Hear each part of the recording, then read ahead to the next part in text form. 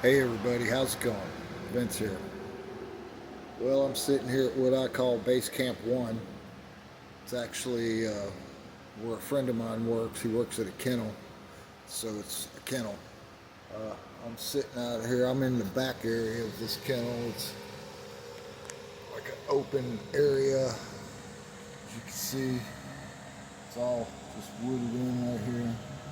It's got a leak up there that I'm going to fix, hopefully, and get some money for it. It's another story. But I was going to give you guys an update on what's happening, what's been happening.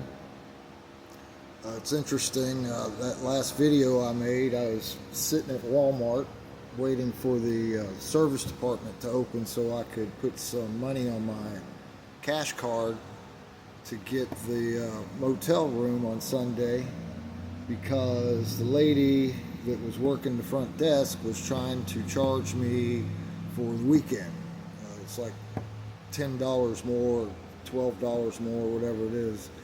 And I knew it was wrong because you could see online that the room was supposed to be the week rate.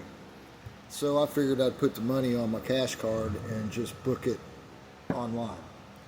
So I was sitting at Walmart. You remember I was making a video. I made a video telling you guys that I was about the whole morning that I had to walk, miles and whatever, and got to Walmart, and the customer service place didn't open till 10, so I ended up sitting there, made my video, told you guys.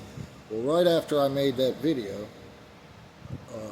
a car pulls up with a black family, young family, and they pulled right up, and the guy rolled down his window. He said, "Excuse me, sir, would you come over here for a minute?" I said, "Yeah, sure, whatever." Went over. He said, "My daughter would like to give you something." I was like, "Okay, well, I need something." So she rolls down her window, and her cute little face pops out, and she hands me $10. And I was like, "Well, bless you, honey. That was very sweet of you." And I wished them a happy Sunday, and they went on their way, and I went back to sitting. So I was sitting there thinking about how, it's not like I was sitting there asking for money or begging for money. I was just sitting there, but it was very sweet, and I found that very heart-filling. So anyway, this is where it gets interesting. So anyway, so I walked on over to Walmart at 10 o'clock when they finally opened, and went to customer service, and wouldn't you know it, they couldn't put the money on my cash card. Because why? Everybody knows I don't have an ID. So I couldn't put the money on the cash card, and so I wouldn't be able to book the room for the rate that I wanted, the week rate. And so, I was kind of upset about it. And about that time, my sister called, and I was talking to her. I was telling her, I told her the story about the young family that I had encountered. And she said, "Well, didn't you say they gave you $10? And I said, "Well, yeah." And she said, "Well, just go book the room anyway, because that's probably some kind of a sign that, you should just get the room anyway and just pay the extra $10, because now you have it." So that's what I did. I went over there, and I actually got a little bit cheaper than I was thinking I was going to get it, but it was, still a higher rate. So I've decided that I'm not going to go in there and book a room when this certain lady is working, because I went in there and she was checking somebody else in, same one bed room, and she gave them a totally different price too. Just a totally different price. So I think, I don't know, there might be a little bit of incompetence there. But, so I booked the room, and stayed there on Sunday. Got Jack for a little while. Me and him hung out for a while, and went and got my clothes. I think I told you guys about that. But went to work today. Come back here. Can't go back to the motel because, I'm just trying to save all the money up so I can make best use of it as I can. Still haven't found a kennel for Jack. Gonna have to have one of those to put him in the motel room. And now he's got to where he's barking when he's left alone. If you leave him alone, he'll start barking. So I don't know how that's going to all play out at the motel. But so I really would like to find somewhere else besides a motel for me and him to go, but it's just not happening right now. But I'm just going to keep on moving along with my work. I'm going to try to make some more videos up there at the car wash. I had one video, it's a short actually, of my buddy riding a moped with a construction cone on his head, and that's got like 1,200 views. So, I'm definitely going to shoot some more video of him because he's always doing something crazy anyway. So that'd be good for a laugh on this channel because sometimes you need a laugh, especially when you're homeless. And it's pretty comfortable out here. I don't know if you can see it or not. I got a fan going that keeps the mosquitoes off. So yeah, I'm basically just on this bench. It's got some padding on it, but underneath it's still just a bench, like a park bench. I just curl up in there and go to sleep. Don't really matter because I'm so tired from working. I'm probably just gonna go to sleep as soon as the sun goes down. But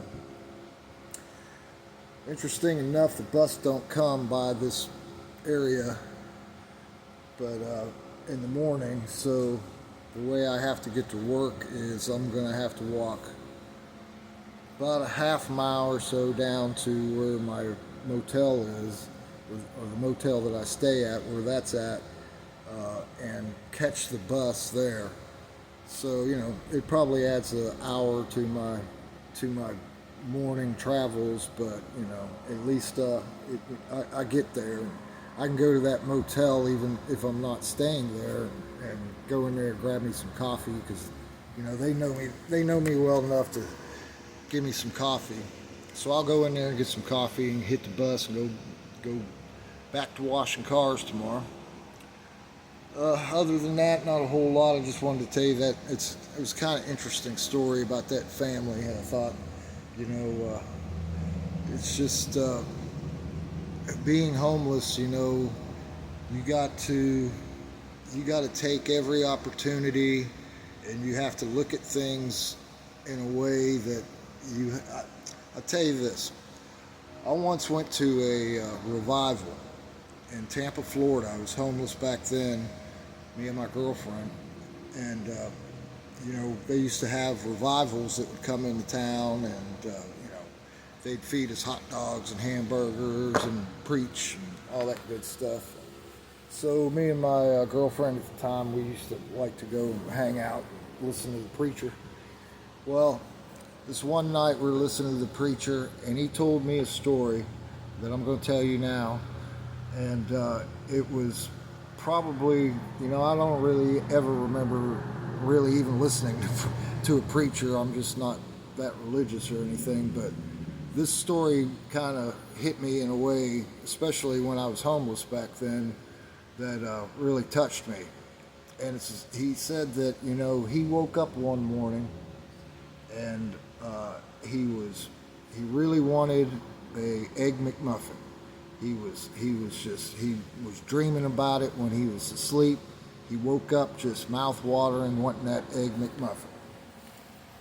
But he was running a little late that day. I guess he was dreaming about that muffin too much and didn't wake up. So he goes down to McDonald's and tries to order that McMuffin at like 11:45.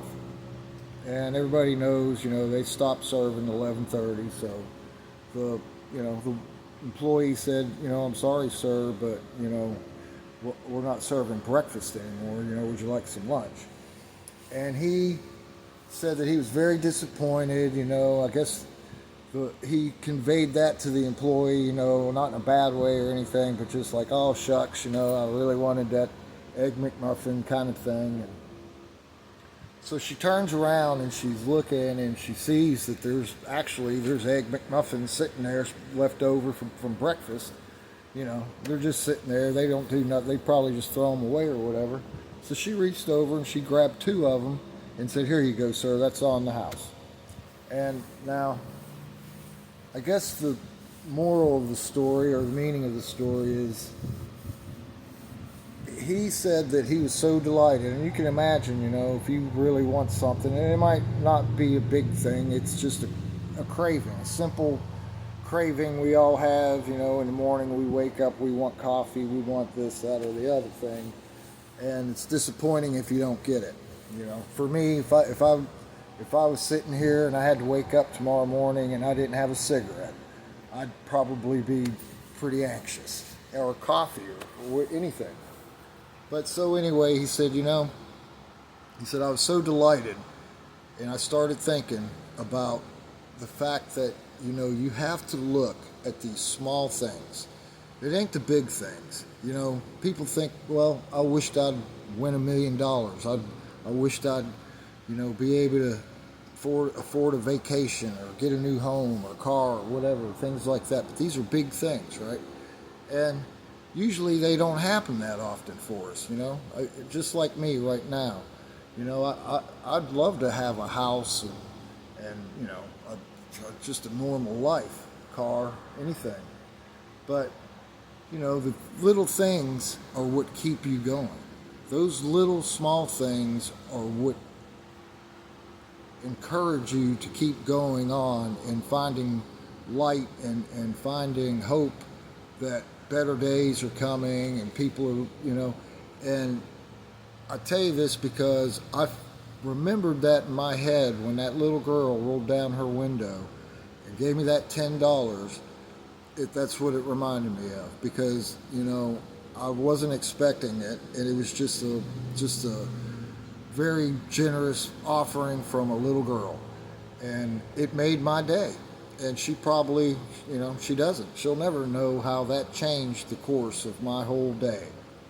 So you got to remember to look for those little things, and you have to really appreciate those little things when you get them.